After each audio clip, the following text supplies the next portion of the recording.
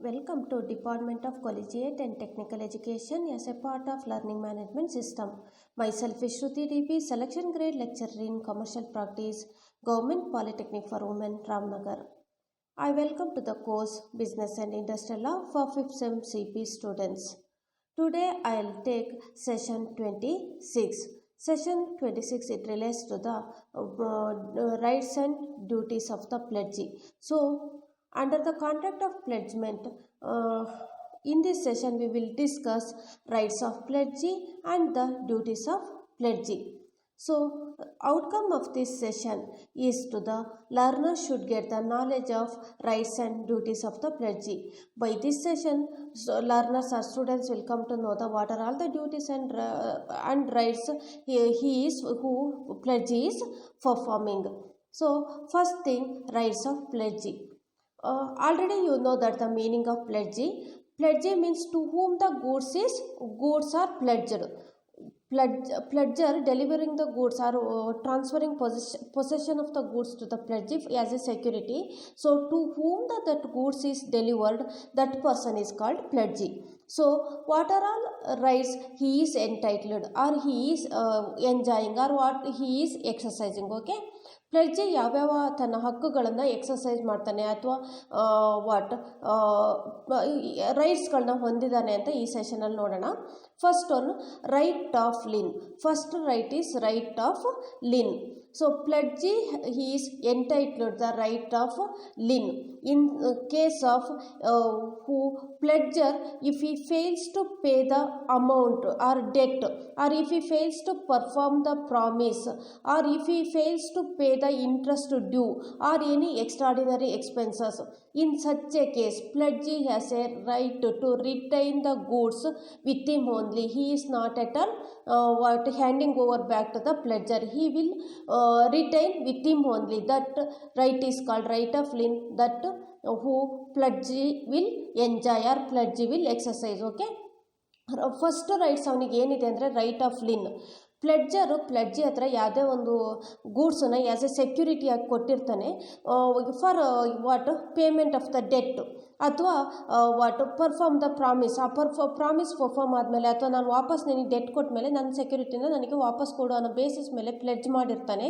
ಒಂದು ವೇಳೆ ಇಫ್ ಈ ಫೇಲ್ಸ್ ಟು ಡೂ ಸೊ, ಅವನು ಒಂದು ವೇಳೆ ಡೆಟ್ಟನ್ನು ವಾಪಸ್ ತೀರಿಸಲೇ ಇಲ್ಲ ಅಥವಾ ಯಾವ ಪ್ರಾಮಿಸ್ ಕೊಟ್ಟಿರ್ತಾನೆ ಅದನ್ನ ಪರ್ಫಾರ್ಮ್ ಮಾಡಲೇ ಇಲ್ಲ, ಅಥವಾ ಯಾವುದಾದ್ರೂ ಇಂಟ್ರೆಸ್ಟು ಅದ್ರ ಮೇಲೆ ಇಂಟ್ರೆಸ್ಟ್ ಕೊಡಲಿಲ್ಲ ಅಥವಾ ಯಾವುದಾದ್ರೂ ಎಕ್ಸ್ಪೆನ್ಸಸ್ಸನ್ನು ಬೇರ್ ಮಾಡಿಲ್ಲ ಅಂದರೆ ಒನ್ ಆರ್ ಟೂ ಟೈಮ್ಸ್ ಕೇಳ್ತಾನೆ ಏನು ಅಗ್ರಿಮೆಂಟ್ ಆಗಿರುತ್ತೆ ಆ ಬೇಸಿಸ್ ಮೇಲೆ. ಇನ್ನೂ ಅವನು ವಾಪಸ್ ನೀಡಲಿಲ್ಲ ಅಂತ ಕೇಸ್ದಲ್ಲಿ, ಪ್ಲೆಡ್ಜರ್ ದುಡ್ಡನ್ನ ವಾಪಸ್ ಕೊಡಲಿಲ್ಲ ಅಂತ ಕೇಸ್ದಲ್ಲಿ ಆ ಸೆಕ್ಯೂರಿಟಿನ ಅವನಿಗೆ ಯಾರಿಗೆ ಪ್ಲೆಡ್ಜರ್ಗೆ ವಾಪಸ್ ಕೊಡಲ್ಲ. ಪ್ಲೆಡ್ಜಿನೇ ಆ ಗೂಡ್ಸನ್ನು ಅವನ ಹತ್ರನೇ ಇಟ್ಕೋತಾನೆ. ಆ right who is having, pledgee is having. That is the first right. Next, second right of the pledgee is to right to retain the pledged goods for subsequent advances. So second right, what he is entitling? He is entitled to retain the pledged goods for subsequent advances. Already pledger has taken some advances for certain period. Before accomplishment of that debt, before that only he has taken some more loans from the pledgee, okay, but he has not given furthermore security. In such a case it is assuming that what he has given that only as a pledge, okay. So he will not retain, who pledgee will not retain till subsequent advances are paid. Till that he will retain that goods only. Got it? Second right ಏನಂದರೆ right to retain the pledged goods for subsequent advances. Already pledger ಏನು ಮಾಡಿದ್ದಾನೆ, ಪ್ಲೆಡ್ಜಿ ಹತ್ರ security ಇಟ್ಬಿಟ್ಟು ಲೋನನ್ನು ತೊಗೊಂಡಿದ್ದಾನೆ. But ಇನ್ನೂ ಆ loan ತೀರಲಿಲ್ಲ. Before that ಅಂದರೆ ಇವು ಸಮ್ ಮೋರ್ ಲೋನ್ಸನ್ನು ಮಾಡ್ತಾ ಇದ್ದಾನೆ, ಇನ್ನೊಂದು ಸ್ವಲ್ಪ ಲೋನನ್ನು ಮಾಡ್ತಾ ಇದ್ದಾನೆ. ಆ ಲೋನ್ ಮಾಡಿದಾಗ ಏನಂದರೆ ಫರ್ದರ್ ಸೆಕ್ಯೂರಿಟಿ ಏನು ಪ್ಲೆಡ್ಜಿ ಹತ್ರ ಪ್ಲೆಡ್ಜರು ಇಟ್ಟಿಲ್ಲ. ಆಗ ಪ್ಲೆಡ್ಜಿ ಏನು ಅಸ್ಯೂಮ್ ಮಾಡ್ತಾನೆ ಅಂತ ಅಂದರೆ ಈ ಆಲ್ರೆಡಿ ಪ್ಲೆಡ್ಜ್ ಮಾಡಿದ್ದಾನಲ್ಲ ಅದು ಫರ್ದರ್ ಅಡ್ವಾನ್ಸಸ್ಗೂ ಅಪ್ಲೈ ಆಗುತ್ತೆ ಅಂತ ಇಟ್ಕೊಬಿಟ್ಟು ಆ ಗೂಡ್ಸನ್ನು ವಾಪಸ್ ಕೊಡ್ತಾನೆ. ಆ ಸಾಲ ಎಷ್ಟು ಈಗ ಆಲ್ರೆಡಿ ತೊಗೊಂಡಿದ್ದು ಪ್ಲಸ್ ಸಮ್ ಮೋರ್ ತೊಗೊಂಡಿದ್ದಾನಲ್ಲ ಅದಷ್ಟು ತೀರ್ಸೋವರೆಗೂ ಆ ಗೂಡ್ಸನ್ನು ಯಾರು ಇಟ್ಕೊಂಡಿರ್ತಾನೆ, ಪ್ಲೆಡ್ಜಿನೇ ಇಟ್ಕೊಂಡಿರ್ತಾನೆ. ಆ ರೈಟು ಪ್ಲೆಡ್ಜಿಗಿದೆ. That right is called right to retain the pledged goods for subsequent advances. Next, third one, right to recover the extraordinary expenses incurred. right to recover the extraordinary expenses incurred. Pledger pledged goods with the pledgee, right? In case any extraordinary expenses incurred by the pledgee, that extraordinary expenses he will recover from the pledger. That right he is having. Okay, ಏನಾದರೂ extraordinary ಎಕ್ಸ್ಪೆನ್ಸಸನ್ನು ಆ goods pledge ಮಾಡಿದ್ರ ಮೇಲೆ ಪ್ಲೆಡ್ಜಿ ಏನಾದರೂ ಮಾಡಿದರೆ ಆ extraordinary ಖರ್ಚು ಏನು ಮಾಡಿದ್ದಾನೆ ಅದನ್ನ ಸಹ ಯಾರಿಂದ ರಿಕವರಿ ಮಾಡ್ಬೋದು? ಪ್ಲೆಡ್ಜನಿಂದ ರಿಕವರಿ ಮಾಡುವಂಥ ರೈಟು ಪ್ಲೆಡ್ಜಿಗೆ ಇದೆ. Next one, fourth one, right against the true owner when the pledger title is defective. Okay, right against the true owner when the pledger title is defective. Pledger pledged the goods with the pledgee, okay, but title is defective. That's true owner of that pledged goods only different, but he by as a trespassers agi ಇವನು ಏನು ಮಾಡಿರ್ತಾನೆ, he pledged the goods with the pledgee. In such a case, with a good faith he will return that goods to the true owner of that goods. Okay, ಒಂದು ವೇಳೆ ಅವನು ಪ್ಲೆಡ್ಜರ್ ಅಕ್ರಮವಾಗಿ ಅದರ ಓನರೇ ಬೇರೆ ಇರ್ತಾರೆ, ಬಟ್ ಆ ಗೂಡ್ಸನ್ನು ಅಕ್ರಮವಾಗಿ ಇವನ ಹತ್ರ ಪ್ಲೆಡ್ಜಿ ಹತ್ರ ಪ್ಲೆಡ್ಜ್ ಮಾಡಿರ್ತಾನೆ. ಓಕೆ, ವಯಡೇಬಲ್ ಕಾಂಟ್ರಾಕ್ಟ್ ಆಗಿ. ಇನ್ ಸಚ್ ಎ ಕೇಸ್ ಇಫ್ ಈ ಕಮ್ಸ್ ಟು ನೋ, ಪ್ಲೆಡ್ಜಿಗೆ ಅದು ಗೊತ್ತಾದರೆ ನೆಕ್ಸ್ಟ್ ಪ್ಲೆಡ್ಜಿ ಏನು ಮಾಡ್ತಾನೆ, ಅವನು ಇಲ್ಲಿ ಏನು ಆ್ಯಕ್ಷನ್ಗಳನ್ನ ತಗೊಳ್ತಾನೆ, ಪ್ಲೆಡ್ಜಿಗೆ ಏನು real owner of that goods ಯಾರಿರ್ತಾರೆ ಅವರಿಗೇ ಆ ಗೂಡ್ಸನ್ನ ರಿಟರ್ನ್ ಮಾಡುವಂಥ ರೈಟು ಯಾರಿಗಿರುತ್ತೆ? ಪ್ಲೆಡ್ಜಿಗಿರುತ್ತೆ. ಓಕೆ, ಅರ್ಥ ಆಯ್ತಾ? Right against the true owner when the pledger title is defective. Next fifth, right of the pledgee makes default. Rights of the pledgee makes default. In case pledger, if he makes any default, okay, if the pledger makes any default, in such a case pledgee can exercise his own rights under the contract of pledge. Okay, ಅವನೇನಾದರೂ ತಪ್ಪು ಮಾಡಿದ್ದ ಅಂತ ಇಟ್ಕೊಳ್ಳಿ, ಪ್ಲೆಡ್ಜರು ಆ ಗೂಡ್ಸನ್ನ ಬಗ್ಗೆ ಹೇಳಿಲ್ಲ, ಅದರಲ್ಲಿ ಏನು ಡಿಫೆಕ್ಟ್ ಇತ್ತು ಅನ್ನೋದ್ರ ಬಗ್ಗೆ ಹೇಳಿಲ್ಲ, ಅಥವಾ ಇನ್ನೇನೋ ತಪ್ಪು ಮಾಡಿದ್ದ ಅಂತಂದರೆ ಪ್ಲೆಡ್ಜಿ ಆ ಡಿಫಾಲ್ಟನ್ನು ಏನು ಮಾಡ್ಬೋದು, ಆ ಡಿಫಾಲ್ಟ್ ಮಾಡಿರ್ತಾನಲ್ಲ, ತಪ್ಪು ಮಾಡಿರ್ತಾನಲ್ಲ ಪ್ರಜೆ, ಅದ್ರ ಎಗೇನ್ಸ್ಟಾಗಿ ಅವನ ಹಕ್ಕುಗಳನ್ನ ಚಲಾಯಿಸ್ಬೋದು. That right who is having pledgee is having. Okay, next one, duties of the ಪ್ಲೆಡ್ಜಿಯ ರೈಟ್ಸ್ ನೋಡಿದ್ರೆ ಅವನ ಕರ್ತವ್ಯಗಳು ಏನೇನು ಅಂತ ನೋಡೋಣ ಈಗ. Okay, first the duties of the pawnee are the same as those of the bailee. ಇಲ್ಲಿ ಏನು ಅಂತಂದರೆ ಪ್ಲೆಡ್ಜಿನ ಇನ್ನೊಂದು ಹೆಸರು ನಾವು ಏನಂತ ಕರಿತೀವಿ? ಪಾನಿ ಅಂತ ಕರಿತೀವಿ. ಕರೆಕ್ಟಾ? ಪ್ಲೆಡ್ಜರ್ನ ಏನಂತ ಕರಿತೀವಿ? ಪಾನರ್ ಅಂತ ಕರಿತೀವಿ.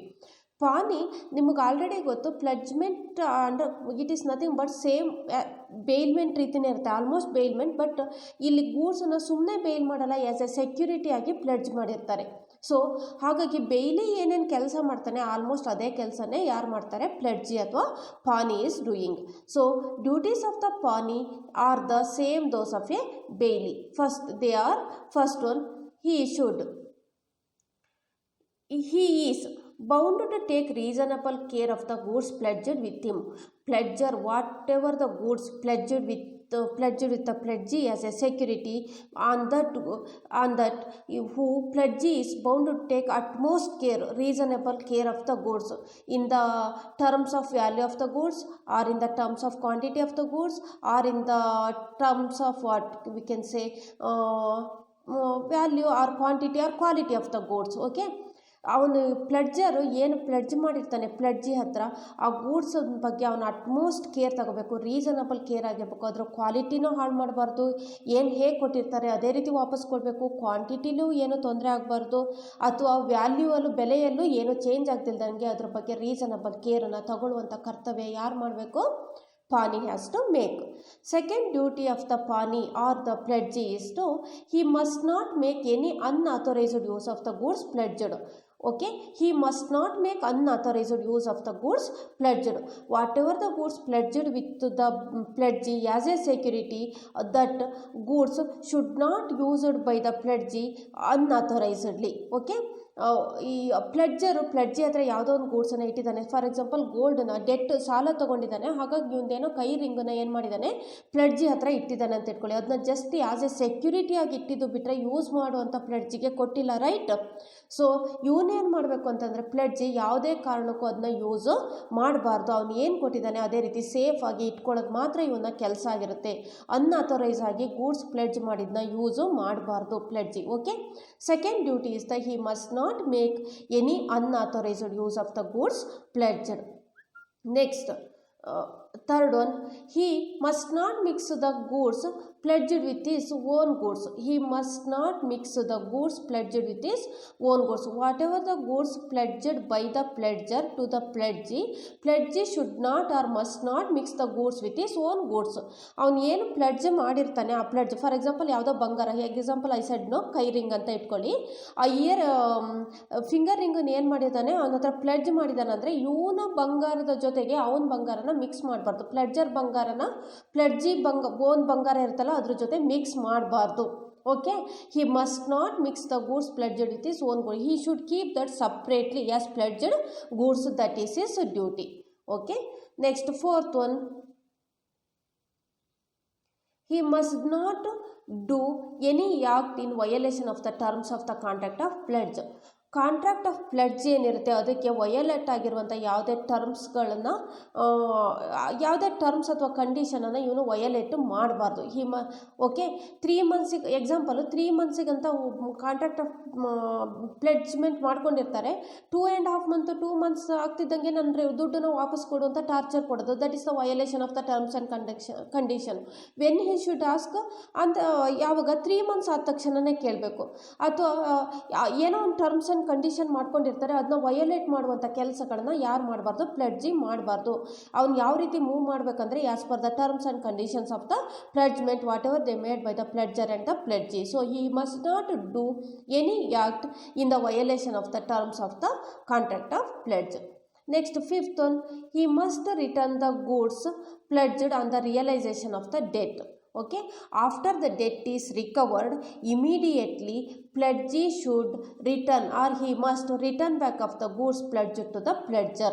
ಅವನಿಗೆ ಡೆಟ್ ಒಂದು ಸರಿ ಸಾಲ ಪ್ಲೆಡ್ಜರ್ ಯಾವಾಗ ವಾಪಸ್ ಕೊಟ್ಟ ತಕ್ಷಣ ಇಮಿಡಿಯೇಟಾಗಿ ಇವನೇನು ಮಾಡಬೇಕು, ಅವನ ಹತ್ರ ಇಟ್ಟಿರುವಂಥ ಸೆಕ್ಯೂರಿಟಿನ ಪ್ಲೆಡ್ಜ್ ಮಾಡಿರ್ತಾನಲ್ಲ ಅದನ್ನ he must return back to the pledger. Next one, sixth one, he must deliver the natural accretion to the goods pledged to the pledger. He must deliver the natural accretion to the goods pledged to the pledger. ನಾನು ನಿನ್ನೆ ಒಂದು example ದನದ್ದು ಹೇಳಿದೆ, ಕರೆಕ್ಟಾ? Example ಇಲ್ಲ ಅದನ್ನೇ ತೊಗೊಳ್ಳೋಣ. ದನನ ಕೌನ ಆ್ಯಸ್ ಎ ಸೆಕ್ಯೂರಿಟಿಯಾಗಿ ಪ್ಲೆಡ್ಜ್ ರೀತಿ ಇಟ್ಕೊಂಡಿದ್ದಾರೆ 5,000 ರೂಪೀಸ್ ಡೆಟ್ಟಿಗೆ. ಓಕೆ, ಫಾರ್ 2 ಮಂತ್ಸ್ ಅಂತ ತೊಗೊಂಡಿದ್ದಾನೆ. ಆ 2 ಮಂತ್ಸ್ ಪೀರಿಯಡಲ್ಲಿ cow gave birth to calf. In such a case while returning after recovery of the debt, pledgee has to give back or must return back that cow along with the calf. ಆ creation ಏನಾಗಿದೆ, natural profit ಏನು increase ಆಗಿದೆ ಅದ್ರ ಜೊತೆನೇ ಆ ವಸ್ತುನು ವಾಪಸ್ಸು ಕೊಡಬೇಕು. That is the duty of the bailee. Okay, these are all the duties of the bailey. Okay, now so I will ask some questions assessing you. Okay, pledger is called as pawnee, indemnifier, promisee or pawner. ಪ್ಲೆಡ್ಜರ್ನ ಏನಂತ ಕರಿತೀರಿ? Actually under contract of ಪ್ಲೆಡ್ಜ್ಮೆಂಟಲ್ಲಿ 2 parties, pledger and pledgee, ಕರೆಕ್ಟಾ? ಪ್ಲೆಡ್ಜಿನ ನಾನು ಈಗ ತಾನೇ ಹೇಳಿದೆ ಪಾನಿ ಅಂತ ಕರಿತೀವಿ. ಹಾಗಾದರೆ ಪ್ಲೆಡ್ಜರ್ನ ಏನಂತ ಕರಿತೀವಿ? Option a pawnee, b indemnifier, c promisee or d pawner. Which is your answer? Answer d pawner, ಕರೆಕ್ಟಾ? So first answer for a first question answer is option d pawner. Okay, second one, right of pawnee or or rights of pledgee or right of lien. Second one, option B, right of pledgee makes default. Option C, both A and D. Option D, none of the above. Which is your answer? Right of lien, right of pledgee makes default, or both A and B, or none of the above. So your answer option C, both A and B. He is having a right of lien and also he is having the right of pledgee makes default, right? So third question is, pledgee is entitled right to retain the pledged goods for subsequent advances. Whether this statement you will agree or disagree. So your answer, pledgee is entitled rights to retain the pledged goods for subsequent advances. So which is your answer? Option A, agree. Correct? Option A. Next, fourth question. Duties of the pledgee are the same as of the bailee. Whether this statement is true or false? Definitely true, because contract of pledgement is nothing but it is a bailment only, but here only pledged the security with the pledging. So bailees and pledges duties are almost same, so answer will be the true. So option A is correct answer. Next question. If the pledger makes a default in the payment of the debt, pledgee can file a suit against the pledger for the recovery of the debt. Will you agree or disagree? Answer, option A, agree. Correct? ಯಾಕಂದರೆ if the pledger makes default in the payment of the debt, he can file a suit against the pledger for the recovery of the debt. ಅವನು ಒಂದು ವೇಳೆ ತಪ್ಪು ಕೊಟ್ಟ, ದುಡ್ಡು ಕೊಟ್ಟಿಲ್ಲ ಅಂತ ಕೇಸಲ್ಲಿ ಅವನೇನು ಮಾಡ್ಬೋದು, ಕೇಸು ಇವನ್ನ ಎಗೇನ್ಸ್ಟ್ ಆಗಿ ಕೇಸನ್ನು ಫೈಲ್ ಮಾಡುವಂಥ ರೈಟ್ ಇವನಿಗೆ, ಯಾರಿಗೆ ಹೇಳಿ, ಪ್ಲೆಡ್ಜಿಗೆ ಇರುತ್ತೆ. That right he can exercise. Session outcomes.